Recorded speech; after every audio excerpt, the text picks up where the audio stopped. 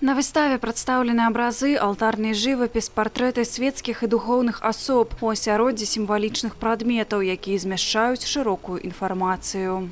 Дополняют нашу экспозицию произведения из Центра исследований белорусской культуры, языка и литературы Академии наук Беларуси. Это музей древнебелорусской культуры, с которым мы уже давно и плодотворно сотрудничаем. Они предоставили для нашей экспозиции около 20 произведений. Первая зала присвячена Маці Божией, другая демонструет символы крыжового шляху Иисуса Христа. Третья зала присвячена апостолам, а у четвертой можно побачить портретный живопис, где на прикладе вобразаў дзяржаўных дзеячаў, духовных особ, сямейных пар адлюстравана бесперапынная традыцыя выкарыстання символичных деталяў, якія раскрываюць потаемный сэнс твора. Одно из двух самых ранних произведений по времени создания на выставке конца 16 столетия – это «Царские врата» из небольшого местечка Доброславка Брестской области. Происходит из Музея древнебелорусской культуры Академии наук.